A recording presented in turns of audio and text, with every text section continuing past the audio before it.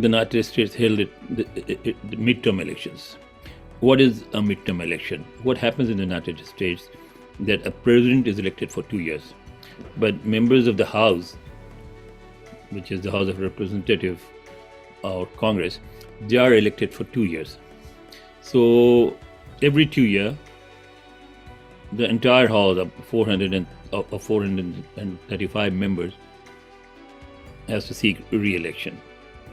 Then about 30% of the 100-seat Senate, there are the Senate has 100 members, 2 from each of the 50 states. So about 30% of them also have to seek re-election. So this year there were I think 35 or 36, and there were 435 members of the House who participated in the midterm elections. And the elections, actually before the elections, it was predicted that the Republicans will sweep the election, that it is going to be a red wave, and that the Democrats and President Biden will lose the House, and they will lose the Senate as well, and he'll become a lame duck president in the next 2 years. And then after that, and these elections will also have an impact on the 2024 presidential elections. And now we are in for another longish, say maybe the next 8 years of Republican administration. But these elections were a surprise for all. Yes, the Republican appeared to be gaining control of the House, but not with a huge margin, and they could not take control of the Senate. They lost it to the Democrats. So the Democrats still have the Senate, and Senate for administrative decisions, appointments, and other key issues, the Senate is more important than the House. So ultimately, President Biden and his party came out of these elections looking good. Now that was that was sort of main thrust of the election. That's what these elections were all about.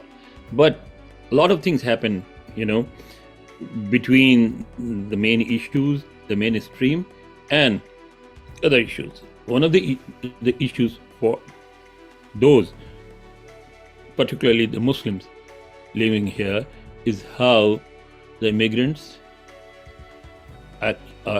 do in American politics. Now, other immigrant communities, for instance, Latinos, for instance, Indians, they have been participating in U.S. elections for quite some time now. Particularly the Indians, they have Indian Americans in the House. They don't yet have a senator, although they did actually. Vice President Kamala Harris, who is half Indian and half West Indian, she was a senator and she's now the vice president. There are mayors and there have been governors who were of Indian origin. Similarly, Latinos are very prominent in politics, but unfortunately, for some very obvious reasons, the Muslims, particularly Pakistanis, were left behind.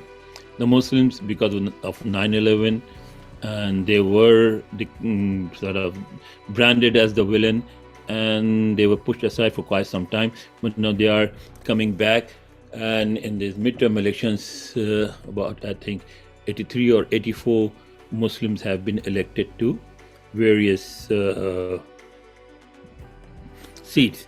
I mean, we have 4 or 5 Muslim members in the House, not yet a Muslim senator, but there was one person who ran from Pennsylvania, Dr. Mehmet Oz, who is of Turkish origin.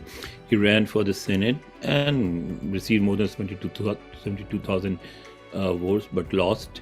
So we still do not have any Muslim in the Senate, but there are 5, I think, Muslims in the House, and Muslims have been elected as mayors in different cities. They have been elected as what we call in Pakistan as a member of the provincial assemblies, which is the state legislature here, and they also have been elected on various have elected to various local bodies.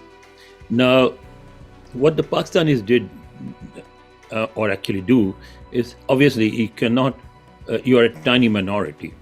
You cannot run as a Pakistani or a Pakistani American because you have no votes there. So you have to band together with other groups and have a collective sort of make a collective push for more influence.